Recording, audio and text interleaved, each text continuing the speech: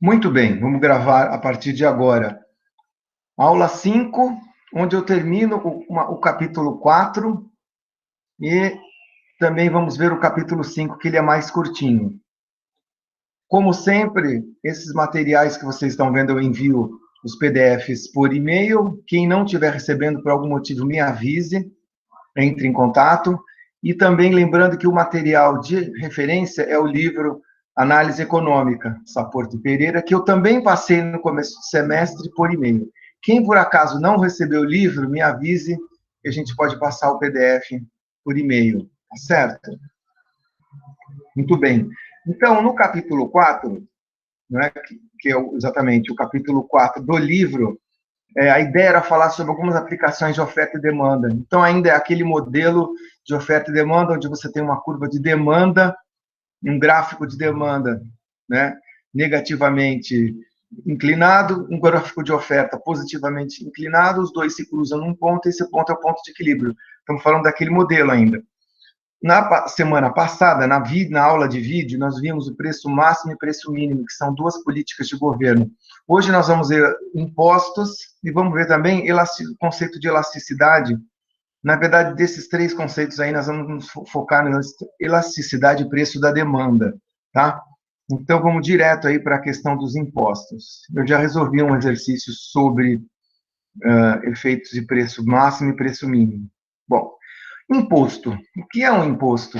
Na verdade, é uma taxa que o governo cobra de todas as atividades econômicas para poder justamente se financiar os gastos do governo, todos os gastos do governo, porque ao contrário do setor privado, das empresas, o governo não gera renda, né? O único jeito do governo gerar renda é cobrando, né, da gente uma parte, dando uma bocanhada nessa parte do que as pessoas e as empresas produzem, tá? Do que a renda que as pessoas geram e na produção que as empresas produzem. Existem dois tipos de impostos, duas classes de impostos. Aqueles impostos sobre a demanda e os impostos sobre a oferta. Então é assim, lembra da curva de demanda, da curva de oferta? Os impostos sobre a demanda afetam a curva da demanda. E os impostos sobre oferta, obviamente, afetam a curva da oferta. Tá? Na prática, no caso do Brasil, existem alguns impostos já funcionando há muito tempo. O IPVA, Imposto sobre a Propriedade de Veículos Automotores, é um típico imposto sobre a demanda, ou seja, demanda de automóveis, né? A compra, cada um que compra um automóvel tem que pagar esse IPVA todo ano, embora sejam alíquotas diferentes em cada ano que a gente pague, né? Mas é um valor que a gente paga quando você consome ou compra um automóvel. Já o IPI, Imposto sobre Produtos Industrializados, é um imposto sobre a produção, tá? Então, é uma porcentagem do quanto as empresas pagam, enfim, na hora que elas produzem, cada um dos produtos que elas produzem. Existem outros produtos também, COFINS, PIS, outros impostos, desculpe, COFINS, PIS, IVA, Imposto sobre Valor Agregado. No momento, está tendo uma discussão no Congresso, porque o Brasil é um país que tem muita quantidade de número de impostos diferentes. A ideia era fazer uma simplificação e reduzir o número de impostos na economia brasileira. Enfim, está tendo esse debate lá no Congresso, mas o ponto é que existem duas classes de impostos, aqueles sobre a demanda e aqueles sobre a oferta. Os sobre a demanda afetam a curva da demanda, deslocando ela para a esquerda, num certo sentido.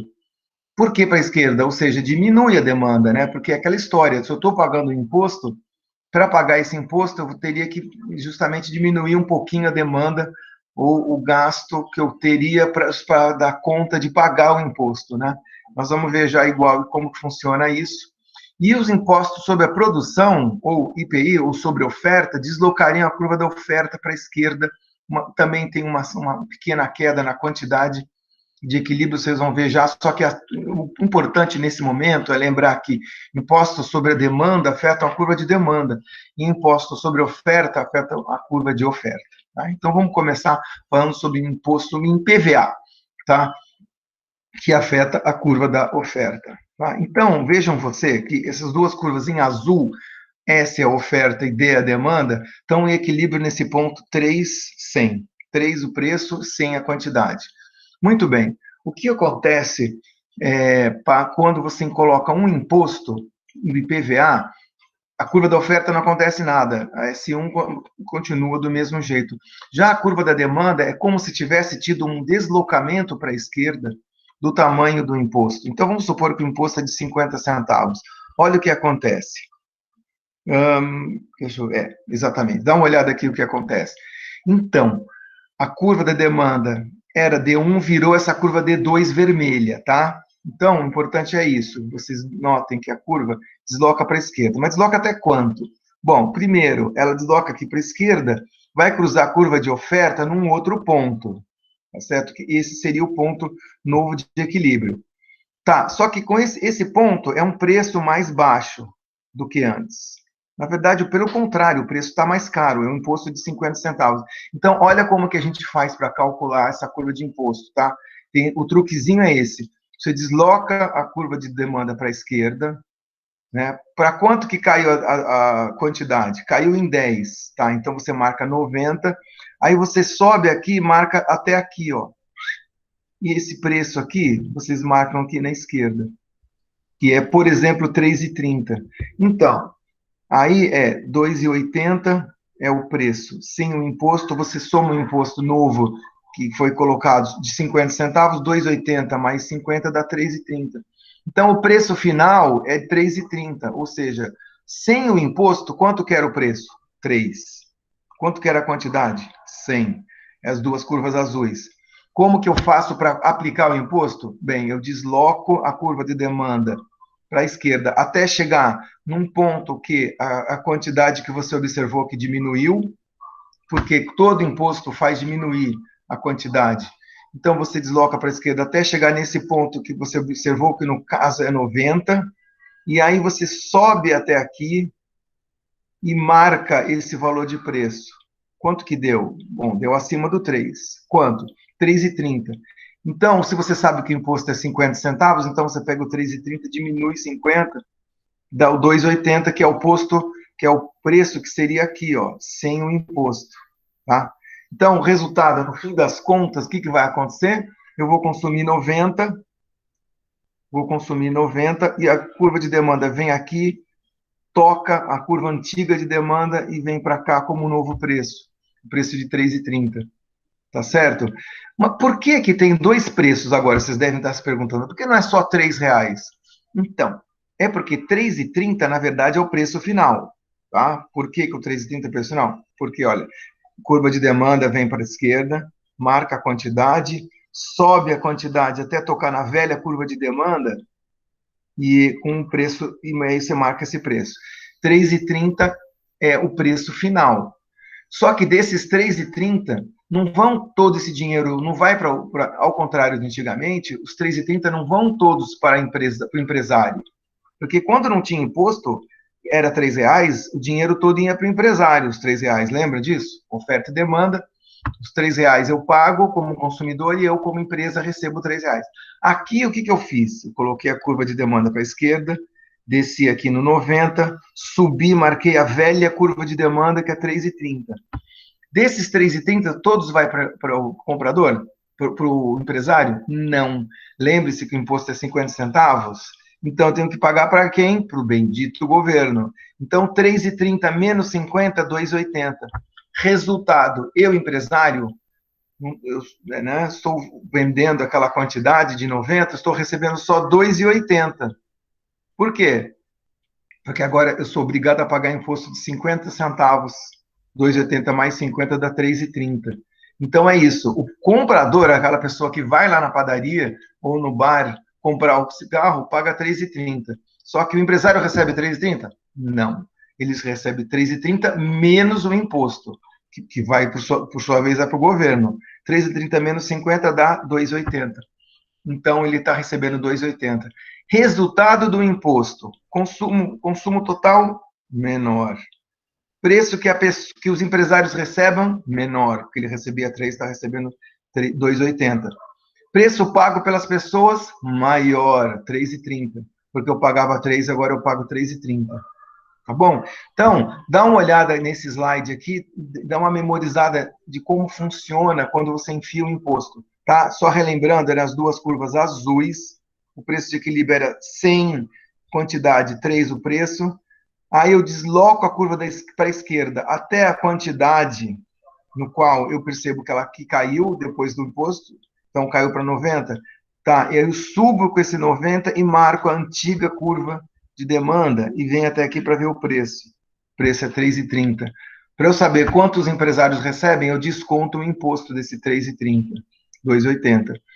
Então, no fim das contas, 50 centavos vai para o governo, 2,80 vai para o bolso dos empresários e 3,30 é o preço que as pessoas pagam. Tá bom? Esse é o imposto sobre demanda. O imposto sobre oferta é muito semelhante, gente, mas como vocês estão vendo, incide sobre a oferta. Ou seja, a curva de demanda não muda, tá? D1 do mesmo jeito. IPI é um imposto sobre a oferta, ou seja, todo mundo que produz esse produto vai ter que pagar. Então, inicialmente, os produtores produziam nessa curva S1 que vocês estão vendo, e a demanda era D1, o equilíbrio era R$ 3 e a quantidade 100, do mesmo jeito. Tá, e agora? Bom, agora a curva de oferta vai deslocar para a esquerda, porque lembra, deslocar para a esquerda significa produzir menos ou demandar menos. Esquerda sempre é menos. Então, eu desloco a curva da oferta menos, desculpe, desloco a curva da oferta para a esquerda, até um ponto que ela cruza a curva de demanda naquela quantidade que eu observo que caiu a demanda. Então, caiu de 100 para 90, então eu desloco aqui até que cruzem no 90. Aí, olha o que eu faço. Eu marco esse 90 aqui, né? Marco esse ponto, vou até a antiga curva de oferta e faço uma coisa semelhante que eu fiz no exemplo anterior. Eu marco isso aqui, ó. 2,80. 2,80. Então, e agora? Me explica essa ideia aí. 2,80 mais os 50 centavos são 3,30.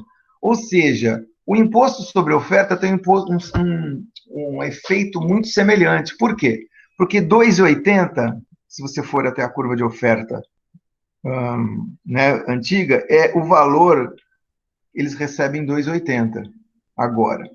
Eles quem? Os empresários. E 3,30 é o preço que eu estou pagando pelo produto. Então, é bastante semelhante ao imposto sobre a demanda. Aliás, o efeito é o mesmo, a diferença é quem paga, né? Aqui, ó, 3,30, os compradores pagam 3,30.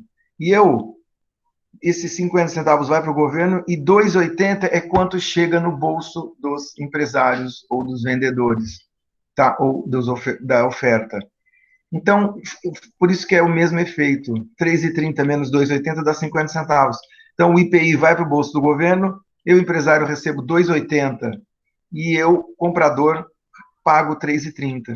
Tá? Então, fim das contas, é pior a situação para os empresários e para os compradores. Por quê? Porque o comprador que pagava 3, agora paga 3,30.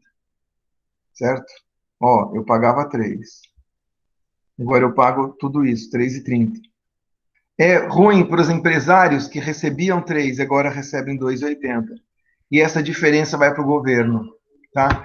Então, imposto é isso, basicamente. Né? Tem dois tipos de imposto, sobre a demanda e sobre a oferta. Sobre a demanda a gente faz assim, desenha desse jeito, dá uma olhada com calma depois, né? E tenta entender esse mecanismo.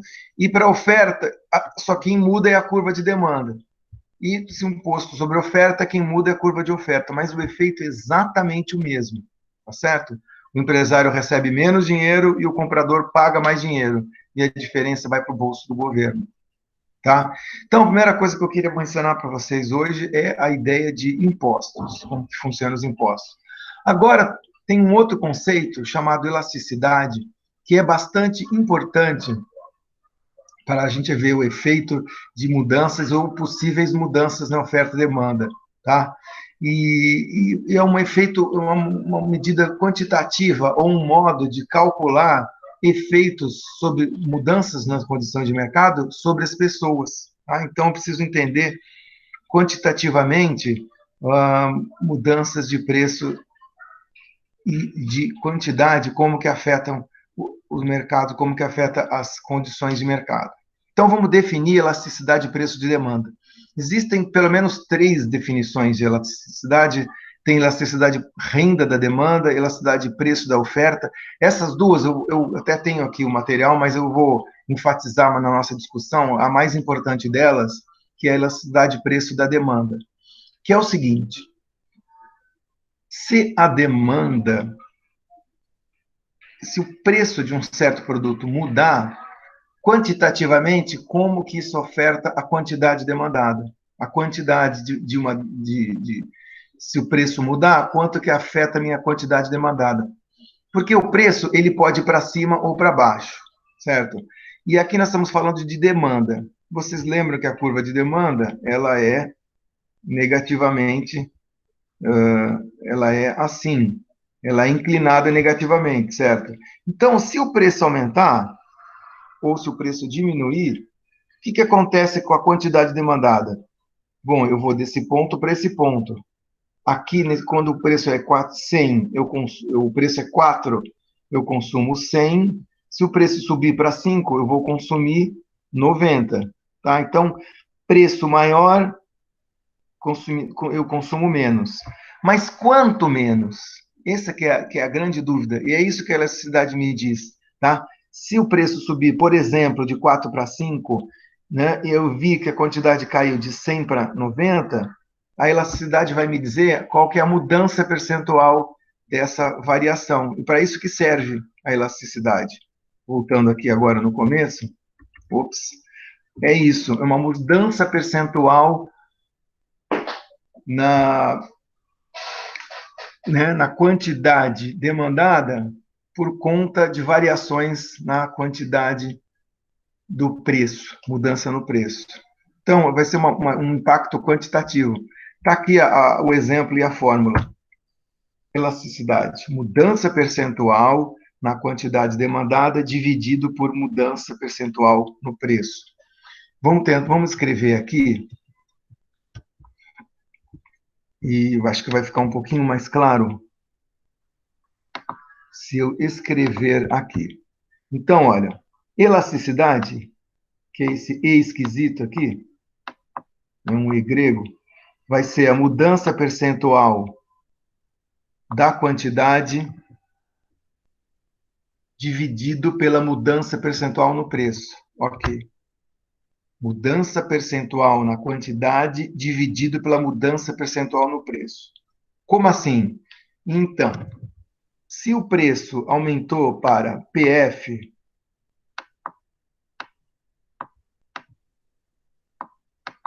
e o preço era PI, preço inicial,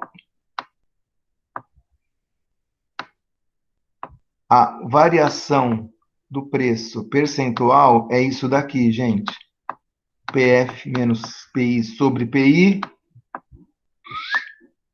vezes 100%. Vezes 100%.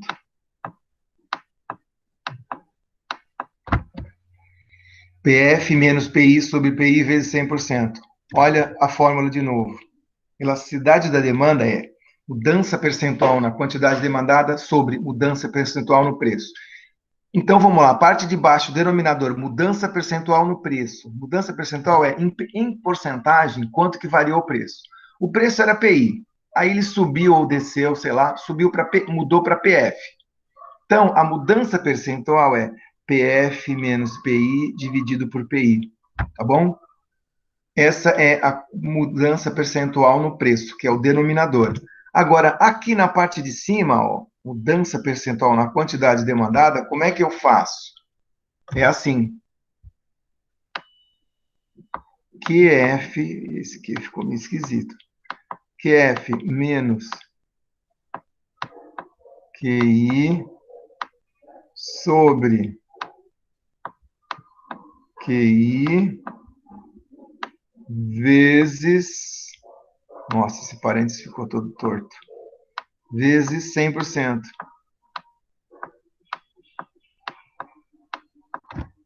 Voilà, é isso. QF menos QI sobre QI vezes 100% é a mudança percentual na quantidade demandada. Então, é isso a ideia de elasticidade. A ideia é exatamente essa, olha, se eu mudar o preço embaixo, quanto que muda a quantidade demandada? Bom, todo mundo sabe que se o preço aumenta, a quantidade demandada diminui. Não é? A gente está falando de demanda, não de oferta, de demanda. As pessoas, quando aumenta o preço, eles tendem a consumir menos. Beleza. Agora, quanto menos? É isso que a elasticidade dá. Tá? Porque se o preço passar de PF menos PI sobre PI, vezes 100%, é a variação de preço, se o preço aumentar de PI para PF.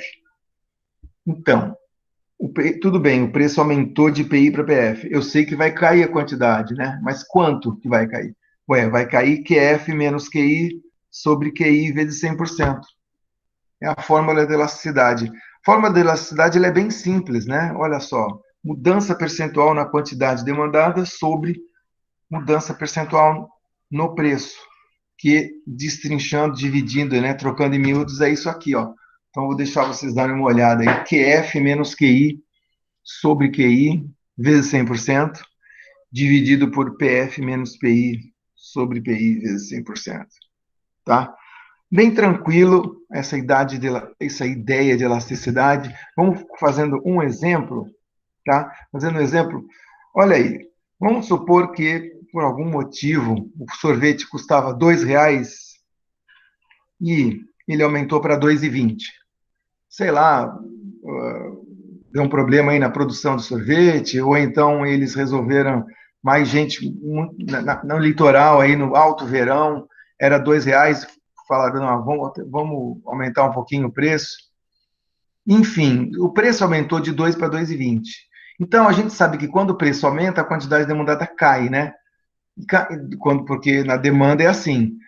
E a gente observou que as pessoas diminuíram a produção, a compra dos sorvetes. A demanda caiu de 10 para 8. Então, como é que eu calculo a elasticidade de preço da demanda? Então, olha só. O preço passou de 2 para 2,20.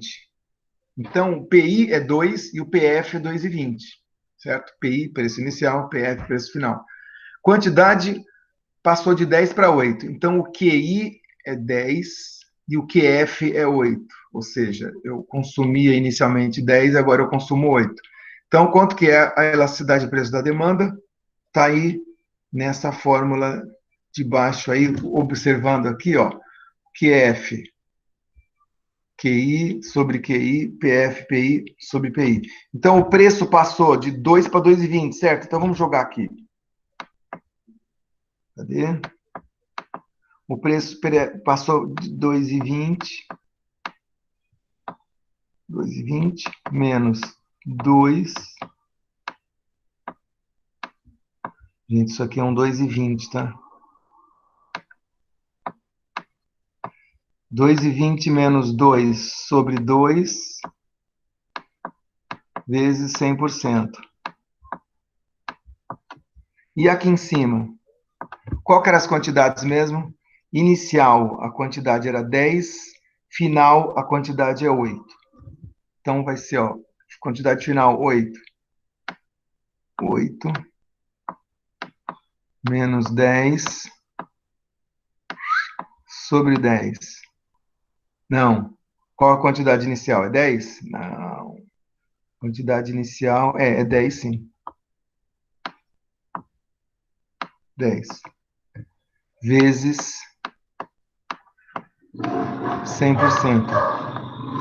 8 menos 10 sobre 10 vezes 100.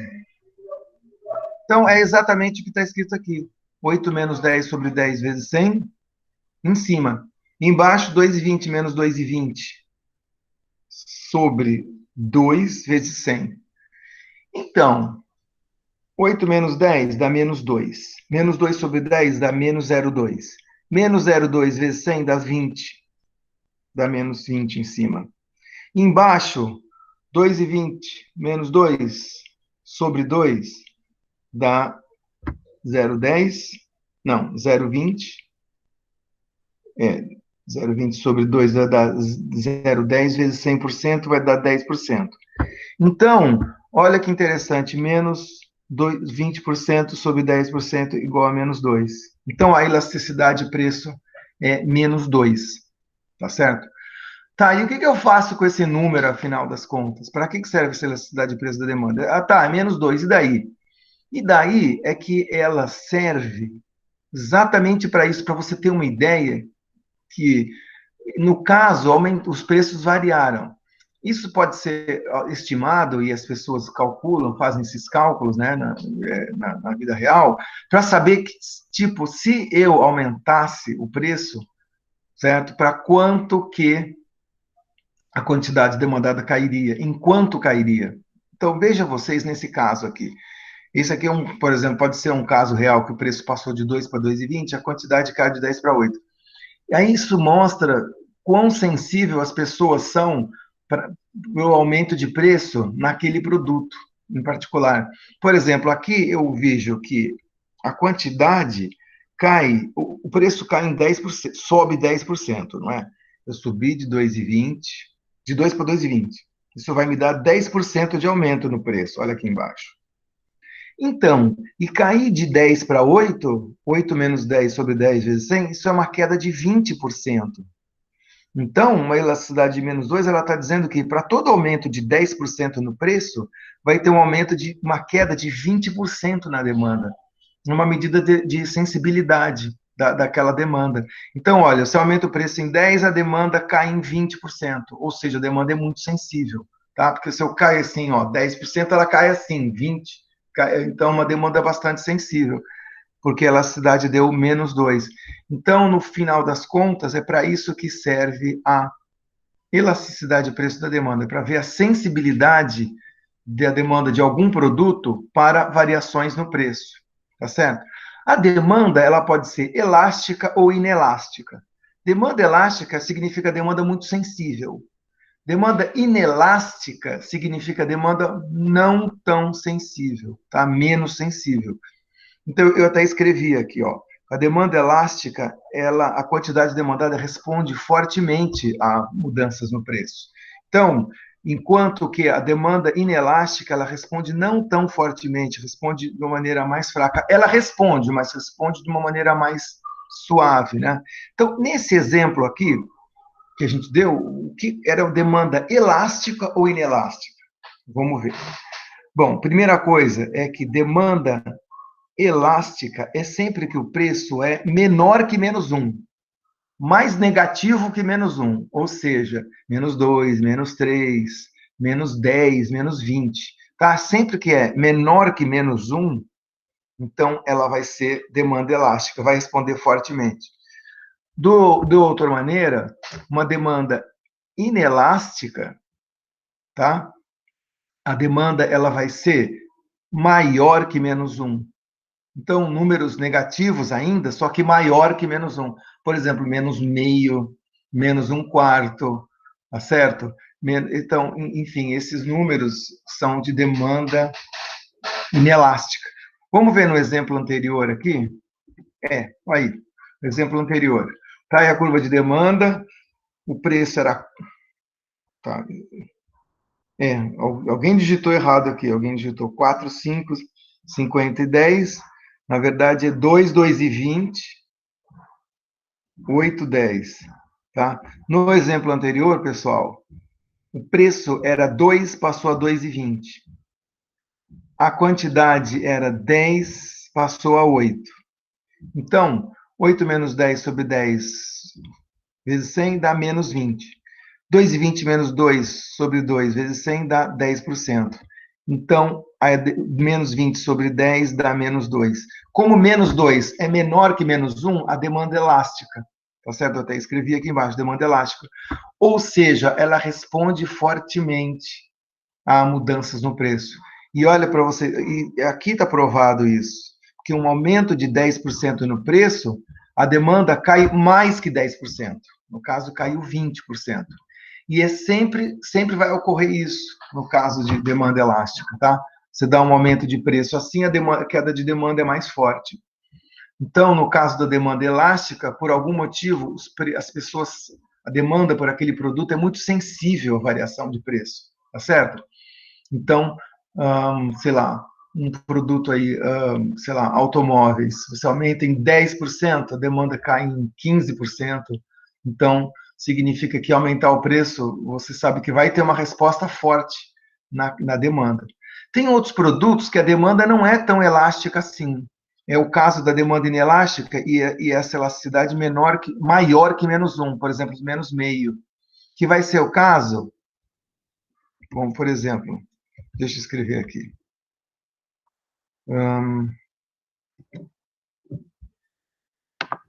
Quer ver? Vamos fazer aqui de novo um outro exemplo. Rapidinho. Certo. Vamos supor que o preço sorvete passou de R$ 2 para R$ 2,20. Aí faz de conta que a quantidade caiu. A quantidade era 10, caiu para 9. Então, o QI é 10. O QF é 9.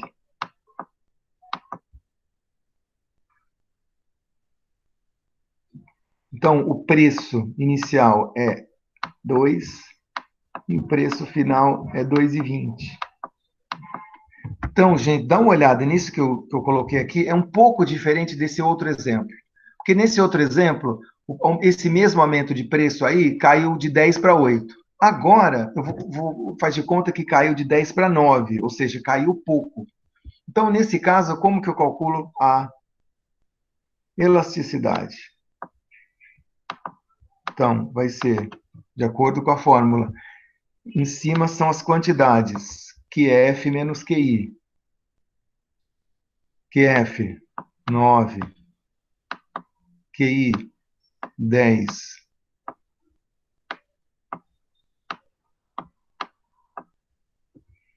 E o preço, 2 PF menos PI.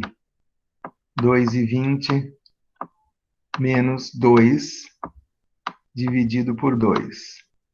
Tá. Aqui embaixo a gente já sabe que 2,20 menos 2 dá 0,2, dividido por 2 vai dar mais 10%. E aqui em cima, 9 menos 10 dá menos 1. Menos 1 sobre 10, opa, faltou 100% aqui, né? Vezes 100%. E faltou 100% aqui, né? Desculpe. Então, é 2,20 menos 2 sobre 2 vezes 100% dá 10%. Menos 9, desculpe, 9 menos 10 sobre 10 é menos 1, vezes 100, menos 10%. Então, nesse caso, deu menos 10 sobre 10, deu menos 1. Então, elasticidade unitária, que chama, quando a elasticidade é exatamente igual a menos 1. Tá certo? Então, você vê, comparado com o nosso outro exemplo, que ele caiu para 8, né? Caiu fortemente, caiu 20%. Agora, nesse exemplo, caiu 10%. Caiu menos. Então, a elasticidade também é relativa nesse sentido, tá? Ela vai depender dos preços que você calcular. A demanda, ela pode ser ou elástica ou inelástica, tá? E às vezes, para o mesmo produto, dependendo da época do ano ou da condição do mercado, a resposta pode ser maior ou menor a variações do preço. Demanda inelástica é sempre menor que menos um. Demanda elástica, né? Menor que menos um. Então, menos 2, menos 5, menos 10 é demanda elástica. Preços, agora, demanda inelástica é quando é maior que menos um, sei lá, menos meio, menos um quarto, tá? Não responde não tão fortemente. Muito bem. Agora, deixa eu ver se tem algum outro exercício. eu tenho um exercício lá no final que dá para fazer aqui.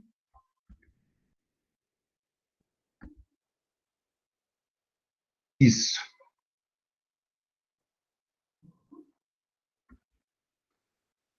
Isso. Aqui. Esse exercício a gente já fez. É esse daqui, ó. Imagine que executivos fazem viagens e turistas também fazem viagens de avião, não que a gente chama de ponte aérea Rio-São Paulo, que é aqueles voos, né, entre Rio e São Paulo. Enfim, eu posso viajar de São Paulo para o Rio ou por turismo ou por trabalho. No caso do trabalho, são os executivos. No caso do turismo, né, são os turistas. Então, olha o que acontece. O preço, fizeram uma pesquisa, vamos supor que o preço é R$ 200 a passagem Rio-São Paulo, mas fizeram a pesquisa como seria a demanda, desses produtos, quanto que seria a demanda dependendo de cada preço, tá? Tanto para executivo quanto para turista.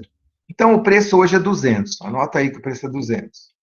Se o preço é 200, quantos executivos comprariam essa passagem? Eles comprariam 2.000 executivos, quantidade de passagem seria 2.000. E turistas? Com esse preço, 800 turistas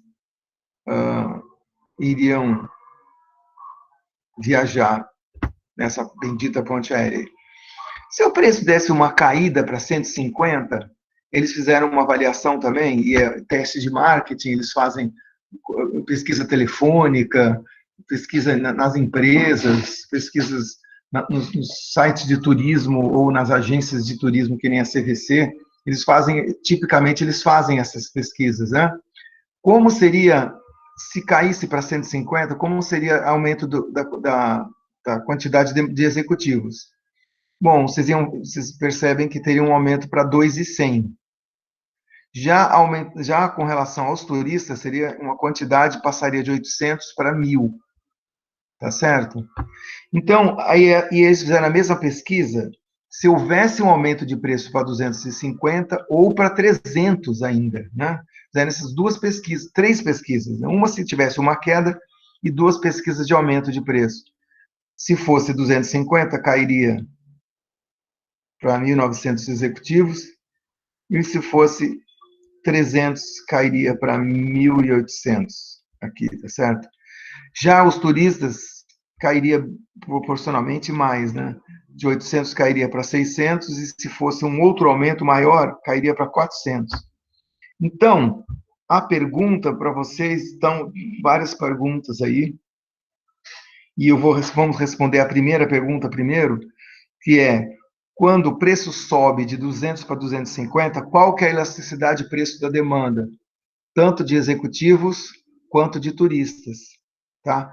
E aí, depois a gente faz, e quanto o preço aumenta para 300, como que seria a elasticidade? Então, eu vou fazer o primeiro cálculo aqui, eu vou deixar para vocês fazerem o segundo cálculo. Em outras palavras, eu vou fazer o cálculo quando passa de 200 para 250. Vou ver aqui.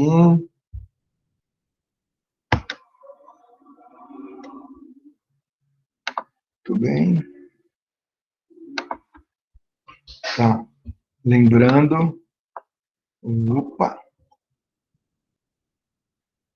Espera aí que eu fiz bobagem.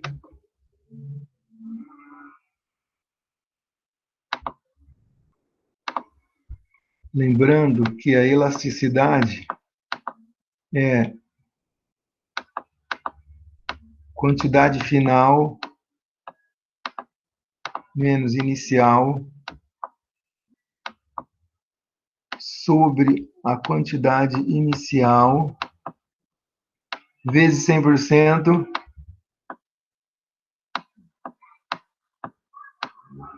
dividido por preço final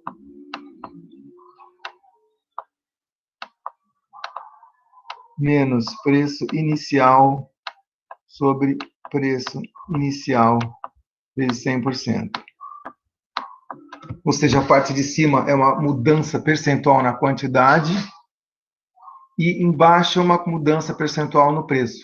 Lembra que mudança percentual sempre é o final menos inicial sobre inicial vezes 100%, seja qual for a variável. Então, e agora? E agora, olha só, cadê o exercício? Olha lá. Quando passa de 200 para 250, 200 para 250, vamos fazer dos executivos primeiro. A quantidade de demanda cai de 2.000 para 1.900. Então, a quantidade cai de 2.000 para 1.900.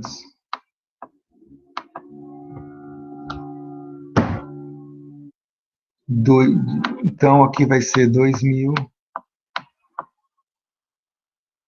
Cadê a continha? 1.900 menos vezes o start de 100% aqui. E lembra, eu vou escrever aqui em cima, executivo.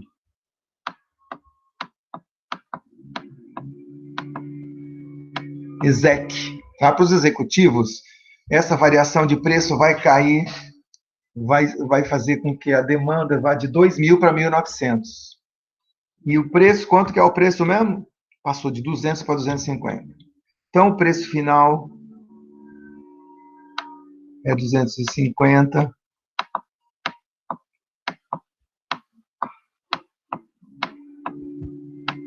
E o preço inicial é 200. E aí? Bom, deixa eu pegar minha calculadora aqui. 1.900 menos 2.000 dá 100, negativo. Dividido por 2.000 vai dar 0,5. 0,5 menos 0,5, perdão. Menos 0,5 vezes 100.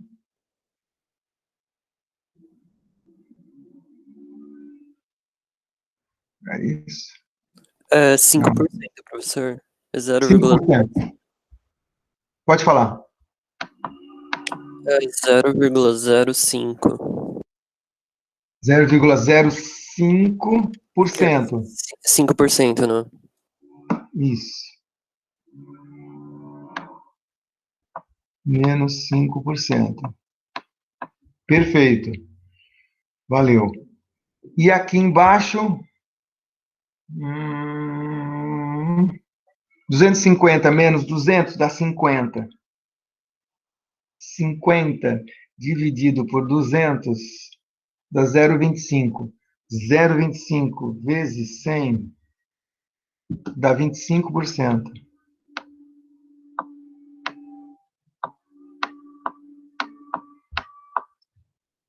Então, a parte de cima deu menos 5%, a parte de baixo deu 25%.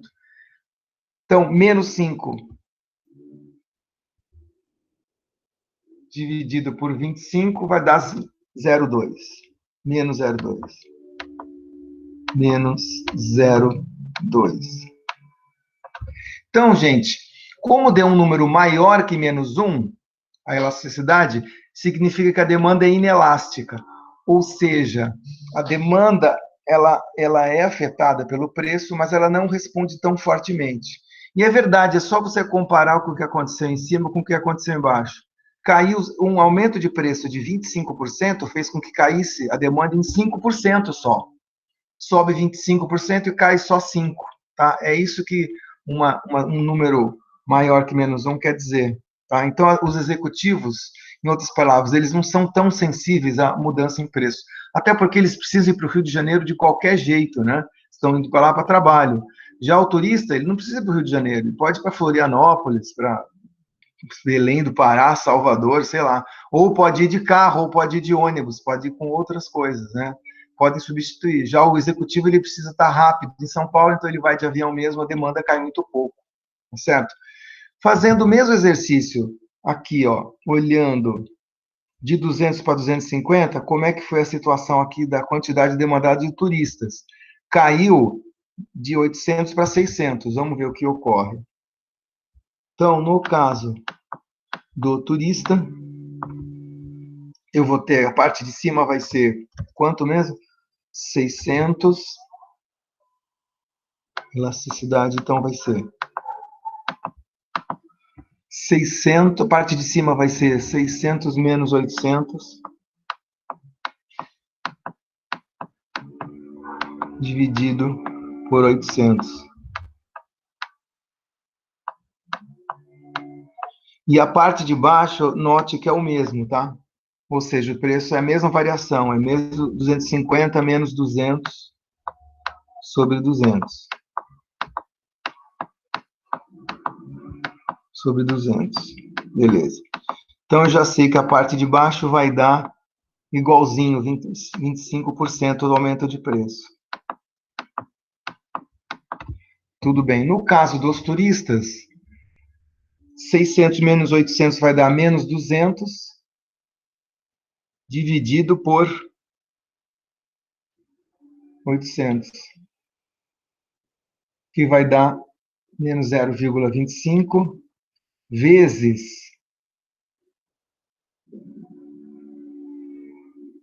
100%, vai dar mais 25%. Professor, é menos. Aqui é menos. Opa! Aqui é menos 25% e embaixo é mais 25%. Obrigado. Vai me controlando se eu fizer bobagem aí. Deu elasticidade unitária igual a menos 1. Tá, podia ter dado, e aí, se vocês continuarem fazendo o exercício, passar de 250 para 300 e calcula, vê essa queda de 600 para 400, calcula depois em casa com calma essa segunda fase aqui, de novo, turistas e executivos, vocês vão ver que essas duas elasticidades não são a mesma. A demanda é mais elástica ainda, começa a ficar mais elástica. O turista, o executivo ainda vai ser um número maior que menos 1, mas vai ser um número mais próximo de 1. Por quê? Porque uma coisa é você fazer um aumento de preço, 200 para 250. Outra coisa é você fazer um outro aumento, ou um aumento maior, né? Que nem aumentar de 200 para 300. Esses aumentos maiores afetam também os executivos. Olha só, cai em 200. Se você aumentar R$100, cai de 2.000 para 1.800. Então, a demanda vai ficando cada vez mais inelástica. Nesse nosso exemplo, o turista, ele é bem mais, tem uma demanda bem mais elástica que o executivo. Porque, como eu falei, o turista ele pode escolher outro lugar para fazer, para tirar férias, ou outros meios de transporte, né, substitutivos, como carro, ônibus, ou até navio, né, quem sabe. Bem, então essa é a ideia. Eu vou pedir então para vocês depois fazerem com calma essa segunda parte aqui, tá? O que acontece quando o preço aumenta mais de novo para 300, tá? Eu já aviso que exatamente a ideia é que vai ficar mais elástica a demanda dos dois. E essa outra pergunta aqui, por que turistas teriam uma elasticidade diferente dos executivos? Bem, a resposta, a verdade, já até ficou mais clara, já coloquei, né? Acabei colocando. E a ideia é que turistas não têm essa necessidade tão rápida que os executivos têm de estar no Rio de Janeiro, tá? Eles podem ir para outro lugar. Para responder essa pergunta, teremos que apresentar a ideia de que elasticidade tem determinantes também, assim como temos os determinantes da demanda, lembra? Na aula 3, os determinantes da demanda e tinha os determinantes da oferta. Então, a elasticidade de preço também tem determinantes, ou seja, coisas que influenciam na elasticidade. E são essas coisas que eu escrevi aí. Necessidade versus supérfluos, disponibilidade de substitutos e horizonte de tempo, tá? Sempre que um bem for supérfluo, a demanda tende a ser elástica. Sempre que um bem for necessário, a demanda tende a ser inelástica. Explico. Um bem supérfluo, lembra, é aquele que você pode ficar sem, que você não vai morrer, ou vai passar, ou vai se sentir mal, sua saúde vai deteriorar, enfim, esses são os bens supérfluos. Os bens necessários são aqueles bens que você tem mais necessidade e que pode te afetar seriamente caso você fique sem ele, tá certo? Então, nesse caso, então, os bens supérfluos tendem a ter demanda elástica, justamente por isso. Eu posso ficar sem, dá para eu ficar sem, eu não preciso ir para o Rio de Janeiro, posso ficar aqui em casa mesmo, né? Olha aí, com a pandemia as pessoas nem estão fazendo turismo por conta disso, né? A saúde de ficar em isolamento social é mais importante. Já os bens necessários, a demanda tende a ser inelástica, ou seja, se o preço aumentar, eu preciso continuar comprando o produto do mesmo jeito, porque eles são necessários. Exemplos, remédios, né? Alimentos, eu preciso de alimentos, eu preciso do remédio, porque sem o remédio não tem como, né? Não tem um exercício aí na lista também sobre o metrô, a gente vai ver aí que o bilhete de metrô, ele tende a ser supérfluo, e poderia ser considerado supérfluo, porque você pode ficar sem, mas ou não, né? Na verdade, ele é mais, para certas pessoas, ele é um bem necessário, que elas não têm carro, e o ônibus não faz o mesmo trajeto que o metrô, então acaba sendo um bem necessário e a demanda tende a ser inelástica, tá bom? Então, bens supérfluos, demanda tende a ser elástica. Bens necessários, demanda tende a ser inelástica. Disponibilidade de substitutos. Quando eu tenho substitutos, lembra daquela ideia? Carne bovina versus carne de frango, né? Quando eu tenho substitutos próximos, na hora, nesse momento, a demanda tende a ser elástica. Quando eu não tenho substitutos, demanda inelástica. Por exemplo, o preço do hambúrguer, o lanche de hambúrguer. Tem vários substitutos. Se eu estou falando de São Paulo, Osasco, agora, se eu estou falando de uma cidade no meio do Amazonas, do Rio Amazonas, e só tem uma empresa, um cidadão lá que faz o lanche de hambúrguer, não tem outros substitutos, porque, sei lá, eu quero hambúrguer de qualquer jeito, então aí a demanda vai ser mais inelástica. E a mesma coisa, horizonte de tempo, se estou falando do curto prazo ou do longo prazo. Curto prazo é pouco tempo, poucos dias, poucos meses. Longo prazo é mais tempo.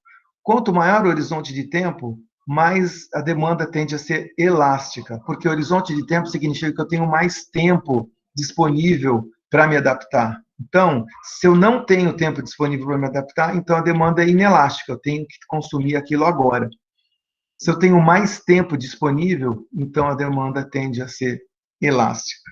Eu resumi isso tudo que eu falei nesses slides aqui, tá certo? Nesses 2 slides. Então, a demanda tende a ser elástica se é supérflua, tende a ser inelástica se é necessário. Tende a ser elástica quando tem mais substitutos. Tende a ser inelástica quando tem poucos substitutos. Tende a ser elástica quanto maior tempo que eu tenho disponível para me adaptar.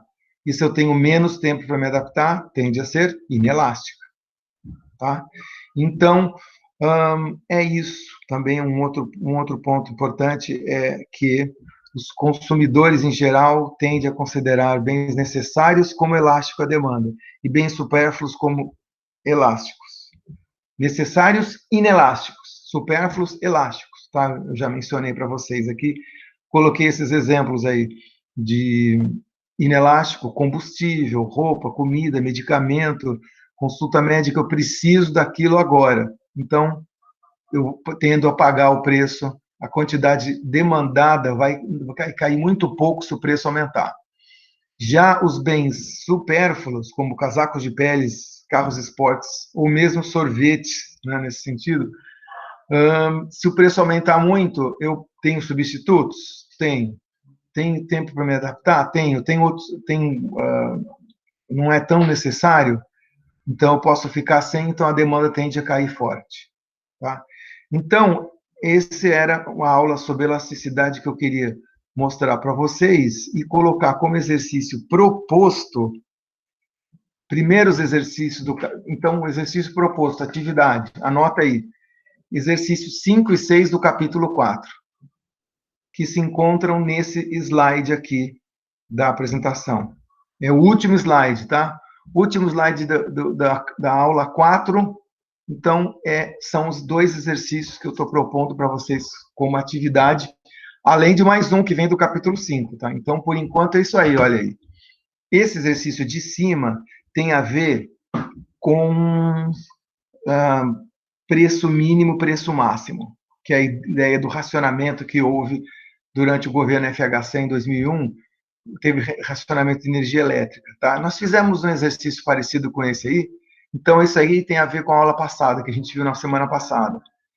Esse exercício 6 tem a ver com a aula de hoje, tá? É com relação a fumar, tabagismo. Estudos mostram que a elasticidade de preço da demanda é igual a menos 0,4. Se um maço de cigarros custa R$ 2 e o governo deve reduzir, quer reduzir o consumo em 20%, quanto deve aumentar o preço do mercado, certo? Então, ou seja, eu tenho o preço inicial, R$ 2. Eu quero saber qual é o preço do final para uma queda na quantidade de 20%, sendo que a elasticidade é menos 0,4. Então é isso, tem tudo aí. Tem elasticidade, tem a variação da quantidade demandada, tem o preço inicial e eu quero saber o preço final, tá? Então, é simples, é só colocar esses números na fórmula e você já calcula o preço final. A única dica que eu coloco é que menos 0,4 é uma elasticidade, como é maior que menos 1, é uma demanda inelástica. E, tipicamente, cigarro, para quem fuma, é demanda inelástica, né? Pessoa que fuma, ela quer continuar fumando, mesmo com o aumento de preço, ela cai muito pouco a demanda por cigarros. Porque, enfim, a maior parte das pessoas que fumam porque gostam bastante, precisam, né, e querem fumar. Então, o último exercício é esse. Vocês têm mais alguma dúvida, alguma pergunta, alguma colocação? Mas a aula não acabou ainda não, agora eu vou falar sobre a parte 5, sobre o capítulo 5, mas esse slide aqui, tá? O último slide do capítulo 4 são exercícios para entregar assim que possível. E do capítulo 5, eu vou começar agora, tem mais um exercício também. O tema agora é a escolha do consumidor. Tá?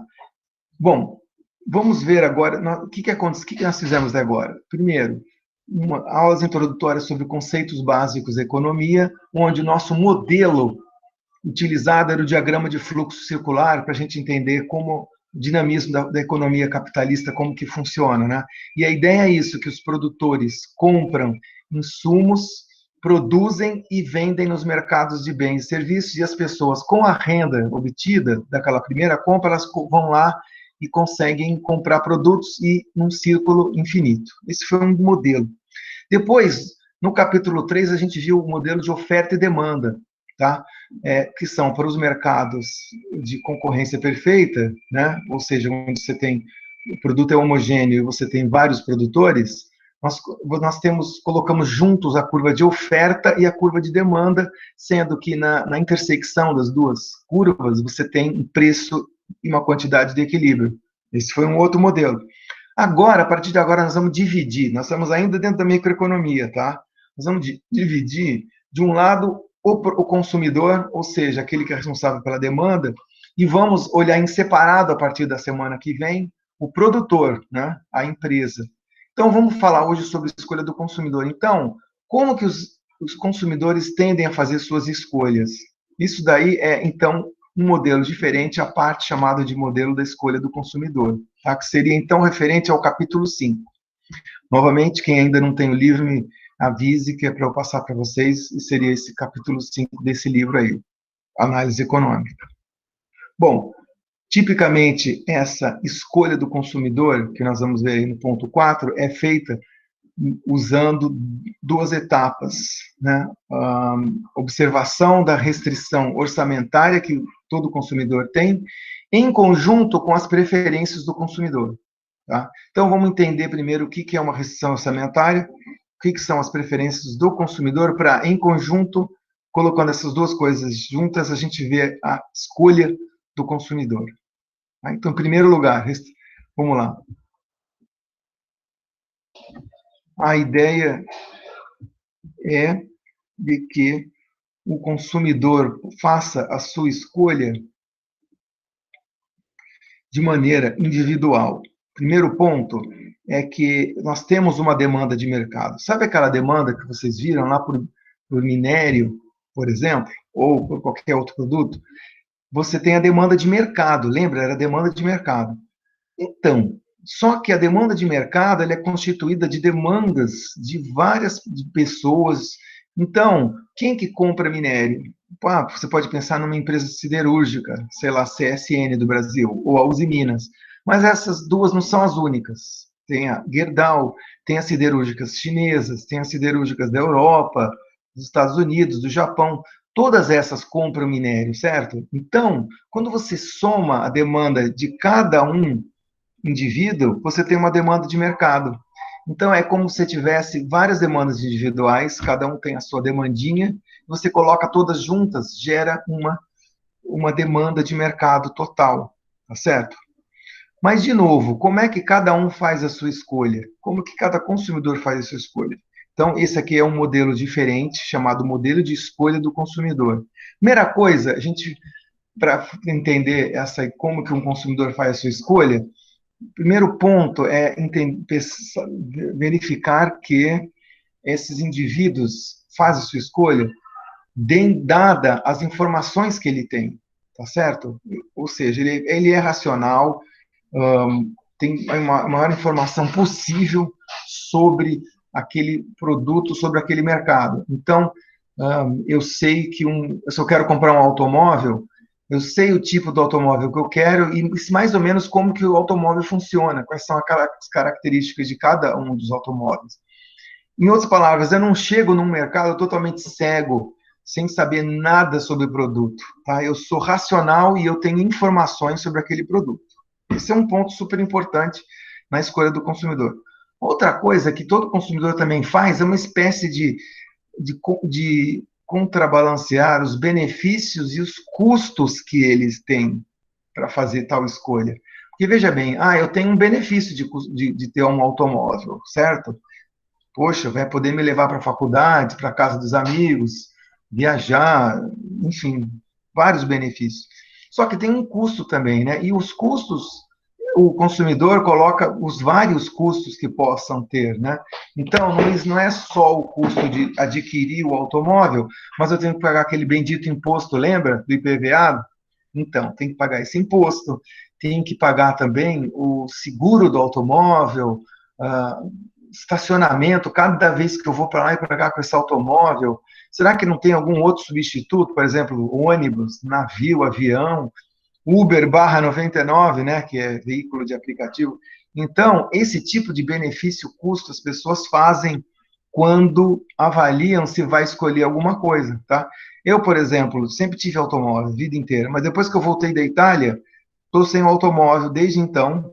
Estou até pensando em adquirir um outro automóvel, mas no momento, até agora, dadas várias coisas que eu tenho que fazer, meu custo-benefício falou, não, espera um pouquinho. Por quê? Porque tem outras alternativas, né? Então, no caso, eu estou me virando de Uber e 99, pegando carona para lá e para cá, enfim, vai de ônibus, se bem que com essa pandemia é meio perigoso andar de ônibus, né? Ou de metrô, sei lá. Mas, enfim, o que eu quero dizer para vocês é que quando vocês tem que fazer a escolha do consumidor, a gente pensa nisso, tá? Tem o máximo de informação possível sobre aquele produto e eu faço uma análise de benefícios versus do custo de adquirir aquilo. E aí eu calculo o tal do benefício líquido, que é o benefício menos o custo. Se isso for positivo, já é um incentivo para que eu adquira aquilo lá, certo? Ou seja, se eu for ter mais benefício do que custo, vale a pena comprar o automóvel. E isso varia muito de pessoa para pessoa, né? De momento da sua vida também. Então, sempre para mim foi importante ter automóvel. Agora, nesse momento, não está sendo tanto. Talvez o custo hoje seja um pouco maior que o benefício. Mas isso não quer dizer que vai ser sempre assim. Pode ser que eu avalie daqui a um tempo que o benefício líquido vai ser positivo. Mas é importante isso, que o benefício líquido é o incentivo para o consumidor fazer escolhas e adquirir produtos, tá certo? Então, mesma coisa com qualquer coisa. Pizza, Vialite ou pizza, uma pizza comum mesmo de queijo, tá? Eu faço custo-benefício. Pois estou com fome, faz tempo que eu não como pizza, não tô engordando tanto assim, então dá para comer a pizza. A gente faz esses benefícios, essas análises de custo versus benefício o tempo todo, né? Quando a gente vai fazer nossas escolhas de consumidor. Tá, beleza. Só que eu não cheguei ainda na escolha. Na escolha, tem duas coisas que a gente leva em conta: o orçamento e a preferência das pessoas que eu tenho. Vamos falar um pouco sobre orçamento. Orçamento é aquilo que eu tenho disponível para gastar com as várias coisas, certo? Então, sei lá, tem um salário aí de R$ 1.000 ou de R$ 2.000 para eu gastar com as coisas. O que eu posso fazer com isso? Pouco, muito, sei lá. De qualquer modo, é isso que eu tenho. E isso daí vai ser um limite, uma restrição que as pessoas têm para adquirir os vários produtos, né, os vários bens e serviços que ela queira adquirir num determinado momento. A restrição orçamentária, então, é uma limitação que as pessoas têm para fazer as suas aquisições de bens e serviços, dados os preços das coisas hoje e dado o que eu posso adquirir também, né? Então, vamos lá. Tem gente que tem uma restrição orçamentária maior, outra bem menor. Tem gente que tem uma restrição orçamentária bem solta, né? Ou seja, pode adquirir bastante produtos. Tem gente que consegue adquirir uma Ferrari, por exemplo. Se eu fosse comprar a Ferrari, eu ia ter que deixar de comprar todas as outras coisas, né? Só para pagar a Ferrari. Então, essa que é a questão, tá? A restrição orçamentária é o que cabe no meu bolso, dados os vários produtos e os vários preços desses produtos no momento. Então, essa restrição orçamentária. Então, com isso, a gente desenha ou escreve uma linha do orçamento, que nada mais é que uma curva, igual esses gráficos que vocês viram até agora, desenha uma curva com as combinações de produtos e preços que eu possa adquirir. Tá? Então, vamos pensar, a pessoa normal precisa adquirir celular, automóvel, comida, uma casa para morar, roupa, enfim, viagens, uma série de coisas. Soma todas essas coisas, tudo isso tem que caber dentro do orçamento, né? Então, tudo isso tem que caber dentro da minha linha do orçamento, que a linha do orçamento vai dar o que eu posso comprar. Vamos ver o exemplo dessa siderúrgica chinesa, né? Empresa de aço da China, que precisa produzir aço, tá bom? Olha só, ela tem um orçamento mensal para gastar de 5 milhões. A diretoria ou a presidência não deixa que essa empresa gaste mais que 5 milhões um determinado mês aí. Então, estamos fazendo contas por mês, tá certo? O que ela precisa comprar? Ela precisa comprar um monte de coisas. Minério de ferro, precisa comprar insumos para tratar o minério, depois ela precisa investir em energia elétrica para derreter o minério no alto forno que ela tem, para esse minério virar uma placa de aço. E parece que para produzir isso você tem que misturar mais algumas outras coisas juntos, sei lá, outros insumos, né? Então, pessoal, para simplificar a nossa coisa, lembra que a siderúrgica ela compra minério da Vale, mas compra várias mil outras coisas também, tá?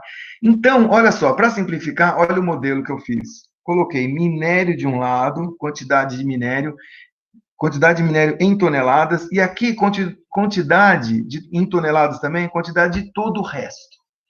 Então, só para simplificar a nossa coisa, nosso orçamento, faz de conta que eu compro minério e tudo o resto. Porque, na verdade, a gente compra 10, 15, 20, 50 coisas, né? Para simplificar, a gente entender melhor, faz de conta que eu compro minério e todo o resto. Beleza, minério e todo o resto. Também, eu coloquei aqui o preço do minério hoje, que é $20.000 por tonelada. 20, sei lá, hein? Isso aqui é só um exemplo. E o preço das outras coisas faz de conta que é 10 mil por tonelada. Então, isso daqui, pessoal, o preço das duas coisas que eu compro, que é minério e tudo o resto. E o orçamento que eu tenho disponível, que no caso dessa empresa é 5 milhões, olha o que ela dá. A linha orçamentária vai ser essa linha azul que vocês estão vendo aí. Essa curva azul que tem esse ponto ABC. Olha só, lembra que eu tenho 5 milhões, e lembra esses dois precinhos aqui. Se eu comprar só minério, Porque lembra que cada eixo X é quantidade, eixo Y também é quantidade. Quantidade de minério no eixo X e quantidade de outros insumos no eixo Y. Se eu comprar só minério, olha o que vai acontecer. 5 milhões dividido por 20 mil vai dar esse ponto A aqui.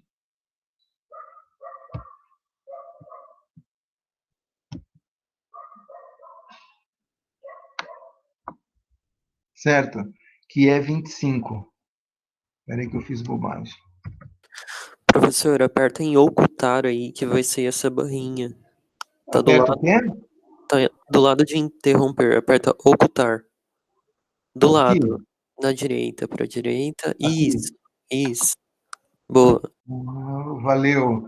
Nossa, e aí não precisa para voltar depois, vocês não perdem nada, né? Não. Tá. Obrigado, valeu, gente. Vão me ajudando, que às vezes a gente faz bobagem.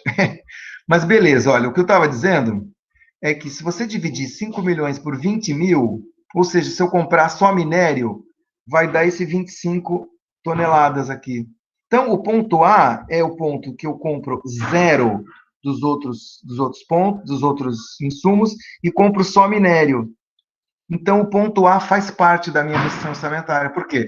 Porque eu estou gastando 5 milhões, como que eu sei? 5 milhões dividido por 20 mil vai dar 25 toneladas, né? Então, 25 vezes 25 mil vai dar 50 mil milhões, que é 50 mil vezes 20 mil vezes 25, que vai dar 5 milhões certinho.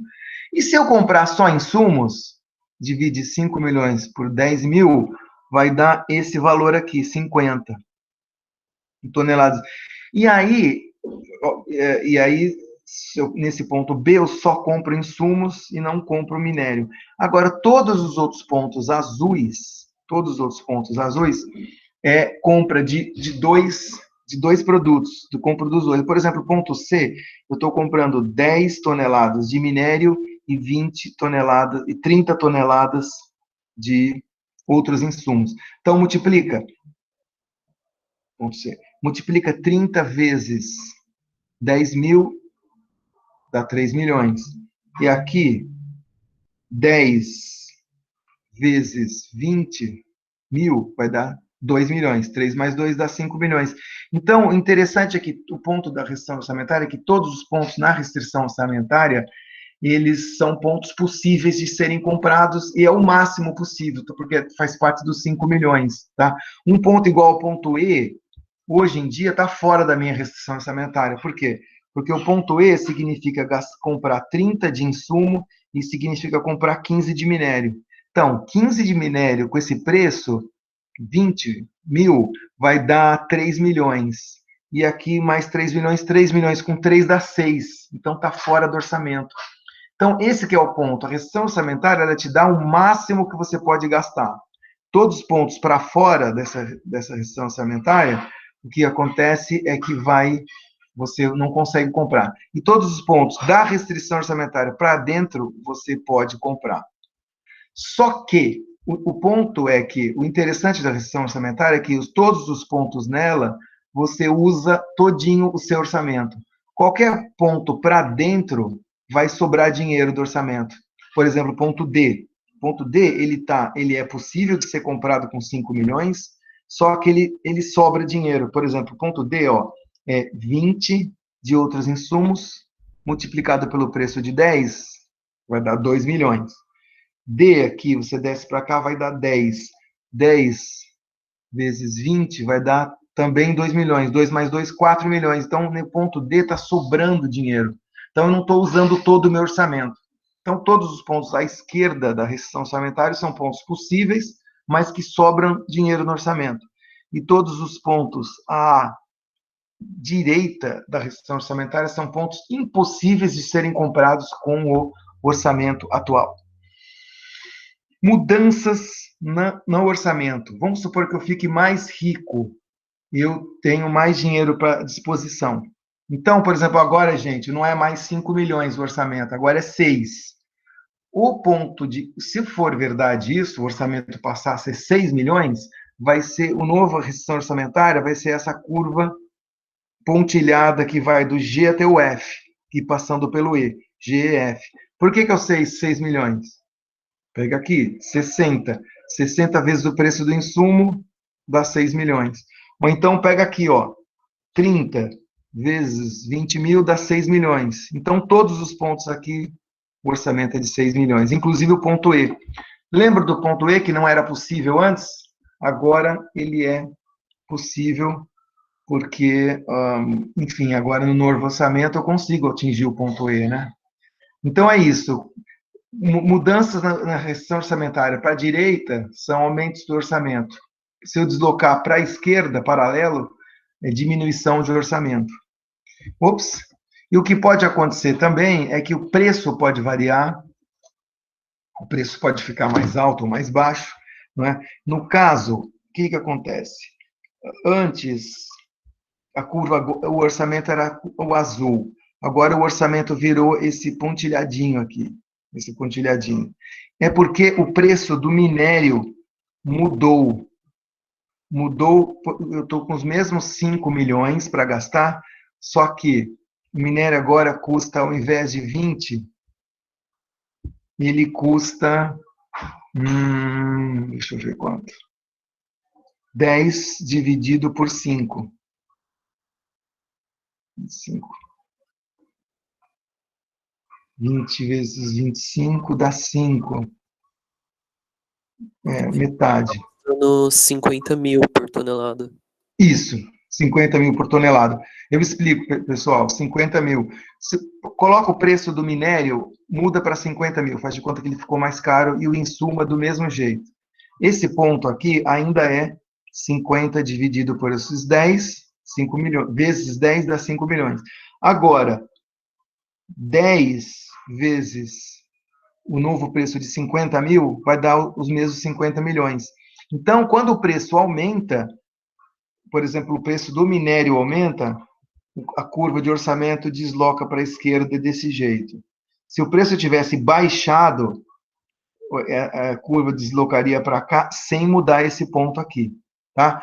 O que eu quero dizer é que curva desse jeito, mudanças igual a essa aqui, é devido à mudança de preço.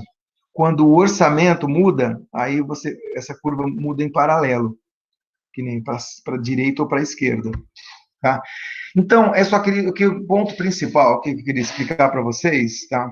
É a ideia da restrição orçamentária, que todos têm restrição orçamentária e a ideia é que quando você compra tanto de um produto, você automaticamente limita o quanto que você pode comprar dos outros produtos, tá? O único modo de você poder comprar mais é se ou o preço diminuir ou se o seu orçamento aumentar. Tudo bem, então essa é a ideia geral de restrição orçamentária.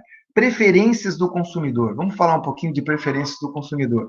A ideia é que para medir como que eu um modelo para eu mostrar como que a curva, um consumidor se beneficia e prefere um produto ou uma quantidade de produto a outra, é dada pela função de utilidade, que a gente define como um gráfico, também uma representação gráfica, que mostra quantas utilidades, quanto que eu recebo de satisfação em consumir uma unidade a mais daquele produto, tá certo? Utilidade é quanto que eu tenho de satisfação em usar um produto. E a função de utilidade é um gráfico que marca isso, mais ou menos. Esse, por exemplo, esse gráfico aqui em cima, ó, tá? Eu já volto naquele slide anterior, mas para definir o que é a função de utilidade, seria algo assim, ó. Então, se eu consumo 5 toneladas de minério, a minha utilidade vai ser 30 unidades, medido em unidades, ou UTILs, se você quiser.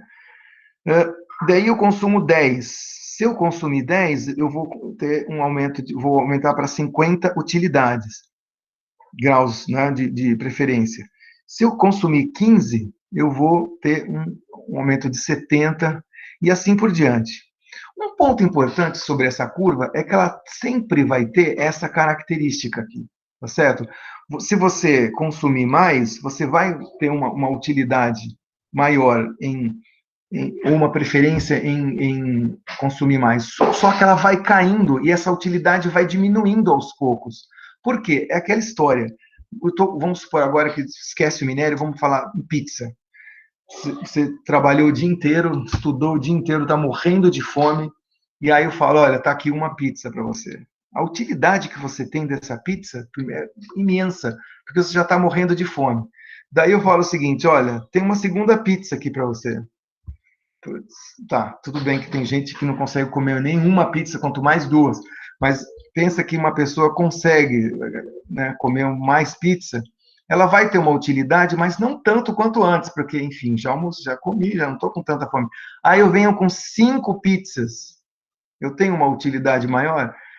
Talvez tenha, só que já está no limite. Aí essa curva ela vai começando a fazer assim. Ou seja, se eu vier com 90 pizzas, a utilidade a mais que eu vou ganhar de receber essa 90ª pizza é zero, né? E isso a gente chama de utilidade marginal, que tem um gráfico aqui embaixo. Deixa eu definir para vocês o que é utilidade marginal. Utilidade marginal é uma mudança na utilidade que eu ganho ao consumindo uma unidade a mais do produto, tá certo? E essa utilidade marginal, pela lei, existe uma lei chamada Lei da Utilidade Marginal Decrescente. Ou seja, quanto mais você tem utilidade de consumir mais uma coisa, mais ela vai caindo aos poucos, vai caindo cada vez mais, até chegar a um nível de saciação. Ou seja, já deu, né? Mesma coisa com chopp ou cerveja, pensa bem. Chegou no bar lá, primeiro chopp que vem, ou primeiro copo de Guaraná, é uma maior felicidade, eu recebo tudo isso de utilidade. O segundo também, só que nem tanto. Já lá pelo 10º, 20º chopp, o 20º Guaraná, já está saindo Guaraná pelas orelhas, então já está mais do que satisfeito, né? É a ideia da saciação, né? Chega num ponto de saciação. Então, se isso aqui é o gráfico de utilidade, isso aqui embaixo é a utilidade marginal, ou seja, quanto que eu ganho a mais quando eu pulo, tá vendo? Olha, de 0 para 5, eu ganho de 0 para 30. 0 para 30 está aqui, 30. Quando eu pulo de 5 para 10, eu ganho um pouco. Ganho de 30 para 20. Qual que é a diferença entre 30 e 50? 20. Tá vendo? Vai caindo. Vai caindo. Isso aqui mostra saciação, ou seja, mostra que essa curva, à medida que ela sobe, chega uma hora que chega no limite. Tá bom? Tudo isso aqui para dizer que os consumidores, eles preferem mais de um produto do que menos, só que sujeitos à saciação. Todo mundo no consumo de qualquer produto tem esse efeito de saciação, tá certo? Ou pelo menos quase todos os produtos, tá? Muito bem. Então, eu vou agora construir, para modelar a ideia de que o consumidor escolhe e consome mais de um produto desse modo aqui, tá? É o seguinte, eu vou mostrar uma curva de indiferença, lembrando essa ideia da associação que eu acabei de falar, tá? Eu vou construir uma curva de diferença que mostra, assim, quanto que eu consumo de cada produto comparado com os outros produtos. Lembra o exemplo da siderúrgica? Ela consumia minério, mas ela consumia outras coisas, que eu vou chamar aqui de outras coisas. Então, é o seguinte,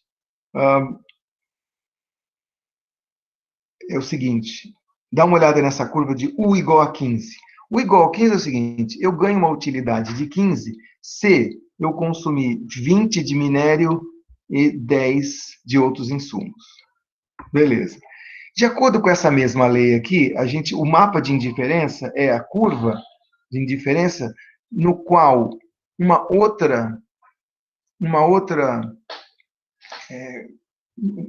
outro par de quantidades consumidas de um produto versus o outro, tá certo? Então pensa o seguinte, eu ganho a mesma utilidade igual a 15 se eu consumir 20 de minério e 10 dos outros insumos.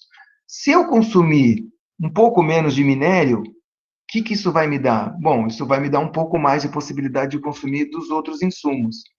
Eu tenho a mesma utilidade nesse ponto D. Então, o que quer dizer isso? Essa curva maluca aqui do meio? Nada mais é do que todos os pontos que me dão, mesmo que para mim eu sou indiferente. eu posso consumir mais 20 de minério e 10 do resto. Se eu consumir um pouco de minério, eu vou consumir um pouco mais do resto, tá certo? E se eu consumir menos ainda minério, eu vou consumir um pouco mais do resto, só que com o mesmo nível de utilidade, que é o nível U igual a 15, esse daqui. Então, essa curva de utilidade serve para isso. Ó, por exemplo, curva de consumir, que é o que está escrito aqui, tá? Ó. Curva de consumir 20 toneladas de minério e 10 toneladas de outros insumos, a satisfação que eu obtenho, ou utilidade, é a mesma que se eu consumir 15, que é menos minério, e 25, que é mais do outro. Eu sou indiferente, tá certo? Então, se eu sou indiferente por esses daqui, essa curva aqui vai ser uma curva que me dá esse mesmo nível de utilidade.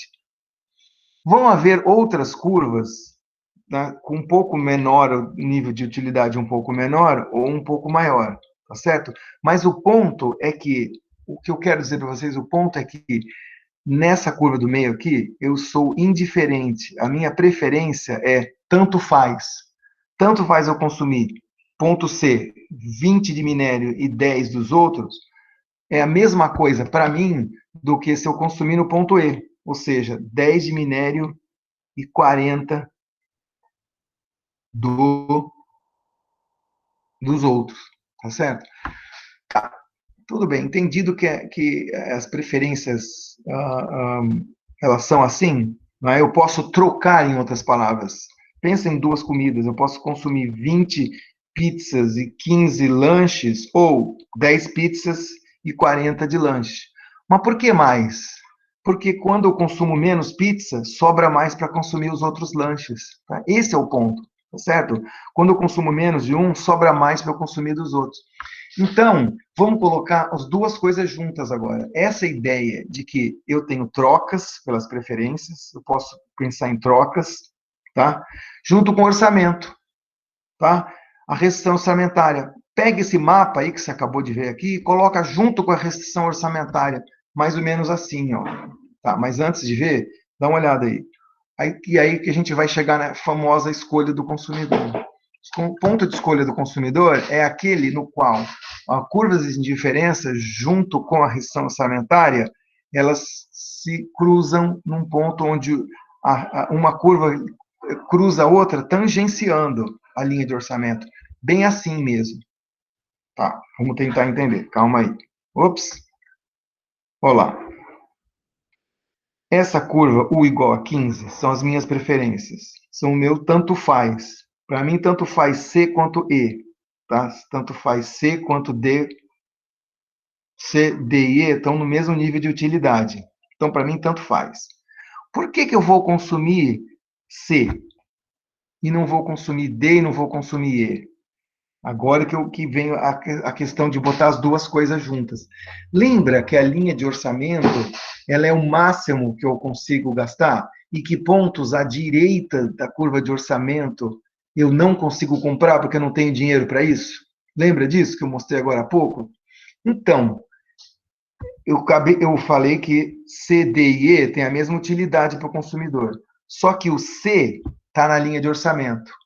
Então, eu consigo pagar, com o meu orçamento de hoje, eu consigo pagar 20 desse e 10 do outro. Agora, caminha para o ponto E, gente. Pula para o E direto. Ponto E é a mesma preferência do ponto de vista do consumidor do que o ponto C. Eu podia consumir menos desse e mais do outro. Só que eu não faço por que isso? Por que eu não consumo ponto E? Porque o ponto E está fora da restrição orçamentária. Olha a restrição orçamentária aqui embaixo. Olha a restrição orçamentária. No ponto E, ele está à direita da restrição orçamentária. Então, eu não consigo pagar 40 desse cidadão e 10 desse daqui. Eu não consigo pagar porque o orçamento está fora da curva de orçamento. Ou seja, para fazer a escolha do consumidor, eu tenho que fazer duas coisas em conjunto: a preferência versus o orçamento. Tá? O ponto D é o mesmo problema que o ponto E. Dá uma olhada. Porque o ponto E, que é 15 disso e 25 disso, o ponto D está te falando, ó, tanto faz para mim consumir C, quanto D, quanto E. Para mim é indiferente como consumidor. Meu velho, só que do ponto D, você está fora do orçamento, você está à direita da restrição orçamentária, você não consegue pagar isso daqui. Então, por que eu não vou escolher E, nem D, e vou escolher o C? Porque o C significa que eu tenho a mesma preferência que esses outros dois, só que cabe no meu orçamento. Então, gente, esse modelo aqui, eu reconheço que ele é o mais abstrato que a gente viu até hoje, tá? É um modelo meio abstrato, mas a ideia, né, resumindo em algumas palavras para vocês, qual que é a ideia, o que eu estou querendo dizer para vocês é que quando eu faço escolhas, quando um consumidor faz escolhas, ele leva em conta duas coisas. Primeiro, as preferências deles, combinações. Gente, sério, nesse mês aqui eu posso, para mim, tanto faz comer 8 pizzas e 10 lanches, ou 3 pizzas e 20 lanches. A questão é, essas duas combinações que eu acabei de falar para vocês, cabem no meu bolso? Pode ser que pelo preço da pizza, do preço do lanche, essa última que eu falei não caiba no meu bolso, multiplicando, né, o preço do número de pizzas versus o preço da pizza. Mas preço do lanche versus número de lanche, pode ser que essa segunda não caiba, que é o que aconteceu no E e no D, tá? Então, é isso, eu vou fazer a escolha levando em conta a minha preferência e o que cabe no meu bolso também. Fiquei mais rico, sei lá, aumentou o salário, ou então eu era estagiário e fui promovido. Beleza, aí essa curva, essa reta, deslocou para a direita. Aí pode ser que, aí, né, com um orçamento maior, pode ser que se essa reta vier para a direita a ponto de colocar o E para cá, pode ser que aí então caiba no meu bolso agora. Então, esse eu sei que é um modelo meio, né, abstrato, mas a ideia aqui é isso. Quando todos os consumidores fazem escolhas, ele leva em conta, sim, as preferências, né, comparando as várias combinações das coisas que você prefere e que gosta, comparando com a sua restrição orçamentária, né, se cabe no seu bolso ou não. Muito bem. Finalmente, a questão que eu coloco para vocês darem uma pensada é na 2 e na 7. A 2 a gente acabou de acabou de discutir. Não, perdão, a 2 foi a linha de orçamento, quando a gente discutiu a linha de orçamento, e a 6 é que eu vou passar para vocês como atividade. Então, de novo, último slide. O último slide do PowerPoint 5 é atividade, junto com aqueles dois exercícios do último slide do PowerPoint 4. Como o consumidor obtém o ponto de escolha, atingindo o objetivo de uma escolha que concilia a maximização de sua utilidade com a restrição orçamentária. Então, mais ou menos isso que a gente acabou de discutir aqui. Escreva com as suas próprias palavras o que vocês entenderam dessa discussão, mas o ponto principal é isso, que a gente tem preferências do consumidor, conjuntos de preferências, né, sobre combinações dos produtos que a gente gosta e gostaria de comprar, combinado com a restrição orçamentária que eu tenho no momento. Né? Juntando essas duas coisas, eu consigo fazer a escolha do consumidor.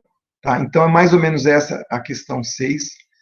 Eu vou pedir para vocês responderem, então, essa questão 6 do capítulo 5, junto com as outras duas que eu tinha passado.